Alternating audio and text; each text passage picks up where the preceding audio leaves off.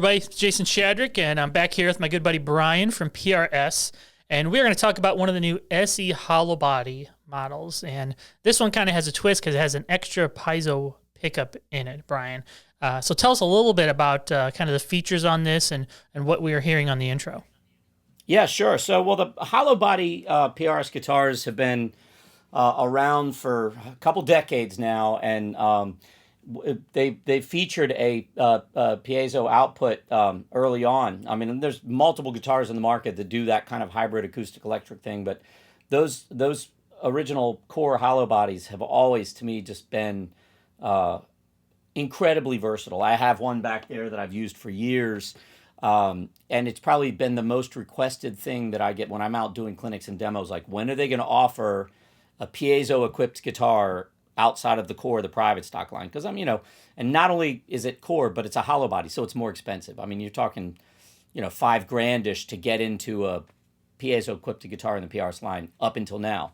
So the Hollowbodies came out in the SE line this past January at NAMM. And there's an all mahogany version, which is the least expensive and still an incredible guitar. Then the Hollowbody 2, which is maple top and back, just like you would have in the core line. And now the Hollowbody 2 Piezo, which takes the Hollowbody 2 and adds the bridge. As far as comparing the core model with this, a couple of differences are, the main thing is that the core model is fully carved, where these are laminate back and tops. All the SEs are laminate back and top. Again, different sound, not necessarily better or worse, just different.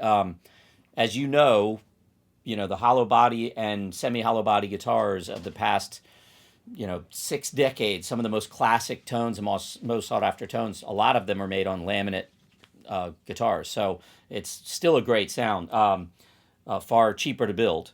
But the appointments on this, you've got, aside from the beautiful curl on the top and the back, all of the binding on the sides, the side of the neck, the headstock, even inside the sound holes is all curly maple. So it really adds an incredible touch of, it really looks like $1 million, far outside of its price category. All the bird inlays on this are real shell abalone. It's a ebony fingerboard. The sides and the neck are mahogany. It's 25-inch scale, 22 fret. The pickups are the 5815S's, which are pretty much what you will find in all the vintage style covered 50 style pickups, that, like in the 594s and in the S2 line. Great sounding pickups. Now, as far as the way the controls are laid out, it's a little different than the core version. The core version of the guitar has a mini toggle that you can switch between the magnetic and piezo elements, and the outputs are actually flipped. So the back output is an isolated output for just the magnetic pickups. If you ever want to just use it as an electric guitar, you can always plug into the second one. Doesn't matter if the battery is dead for the piezo element. It doesn't matter. This will always work as a standard jack for those. If you plug into this one, it gives you a mix output of both. So if you wanted to run into your amp and be able to get both sounds, you could do that very easily with that. This is a master volume for the magnetic pickups. This is a master volume for the piezo element, and that's a tone control for the magnetic only. So can you walk us through a little bit about how specifically, because I know you have 2 cables coming out, how you're recording it so we can hear it? Yeah, so right now I have it set up to where I'm running out of the magnetic output straight into an amp. It's mic'd in another room.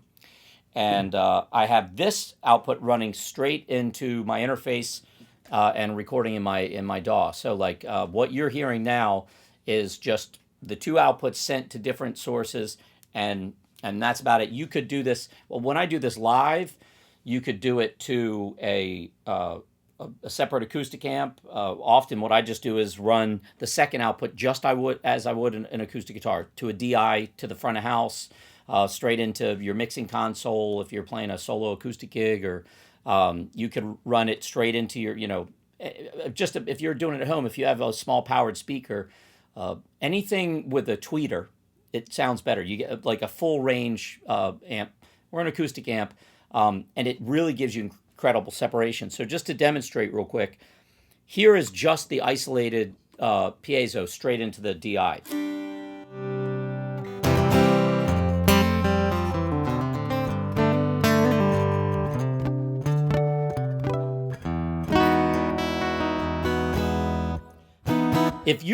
If you're running that into an electric guitar amp clean, it will still have some of that acoustic style sound, but it would sound like plugging an acoustic guitar into an electric guitar amp, right? It's not a full range sound, so it'll round off a lot of the top. It'll change the character a little bit, but it's still a cool sound.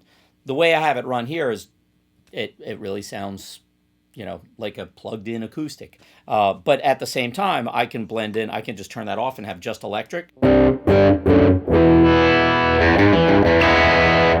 And I can have any combination of the two, just how I set these knobs. So what I often do on some gigs is you might have an intro that's on the acoustic guitar, and then the band kicks in, the electric goes in. So I might have the acoustic rolled all the way up, and then just roll this up when I need it, and it sounds like two guitars. Somebody was asking me the other day about another possible way to do it so you're not switching the two things. I haven't tried this myself, but I would imagine there's a lot of things out on the market that would work for this. If you use some sort of switcher pedal, even like a kind of the reverse idea of an AB or an ABY box, you could run the two outputs into a foot switch that you could then switch. I want electric guitar, acoustic guitar, or both in some sort of like foot pedal, which would be a really cool way to be able to do it. So you could, without changing anything with your hands. A great, like, kind of cliche classic kind of song that it would work great for is, like, imagine doing something like Pinball Wizard, and you get that but you can then just roll in with a giant electric tone. In the past, if you're in a trio, a one guitar band, you've had to settle for a clean electric for all the acoustic parts. I play in a couple times a year. Some friends of mine and I get together and we do a Fleetwood Mac tribute thing, and I use a PRS piezo equipped guitar where the piezo is on the whole time. It's just sent to the front of house, and I'm running clean electric with a ton of compression and then some gain here and there. But basically, that is most of what you're hearing is a slightly overdriven or compressed clean electric with the piezo at all times, and it does that Lindsey Buckingham thing really well. It sounds bigger than life and 3D, and it's a really cool sound. It's a lot of fun to use, and I've up until now, it's only been core instruments, but And what kind of finishes or options might they have on these? On this one, there's two finishes. This is called the Peacock Sunburst, I believe is what they're, Peacock Blue Sunburst, and then a more of a traditional kind of a tobacco burst. So only two finishes in it at this point. But Yeah. you know how PRS, they change all the time. And the price point of this is $1549.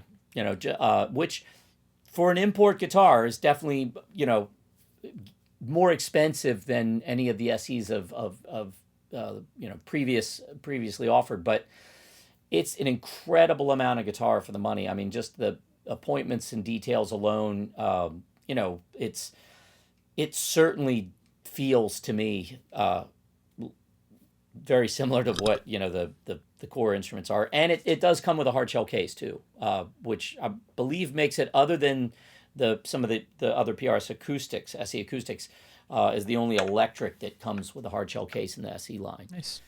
And they'll be available soon. Available now. They will be hitting stores very soon. I believe the idea was to have them out now. Obviously, production and everything has kind of hit some slowdowns recently. But they will be hitting very soon, if not, some may have already shipped. PRS has been in an odd spot of a good spot, but an odd spot of that they've been in a big back order for quite some time. They can't seem to make guitars fast enough to meet demand. But the one thing I love about that company is that instead of just whipping guitars out to satisfy the demand. The Silver Sky was a big example of this. When it came out, it was back ordered. They had so many more orders for them than they anticipated, but they, quality control far outweighs just whipping them out. Like Paul will never just say, okay, we got to ramp up production by 30% to meet this, where they could make a lot more money if they did that. But he doesn't want anything coming back, because of issues. And history has proven over many decades that, there's times where you can see companies that have increased production and let quality really slip, does not look favorably back when you look at, those certain eras where,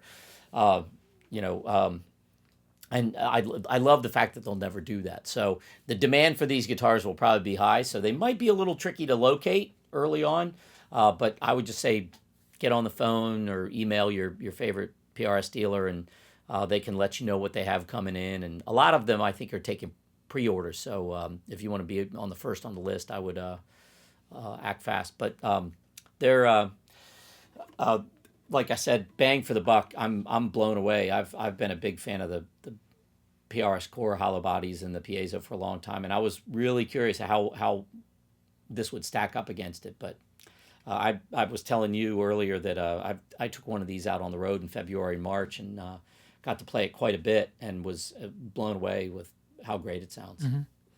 Cool. Well, why don't you demonstrate some of the sounds on the way out here? And thank you again, Bryan, for joining us. Keep tuned to Premier Guitar for more Summer Gear Slam videos. I'm going to give you something clean. I just turned off the gain, so I'll give you something cleaner. It'll be kind of a blend of both sounds. Okay.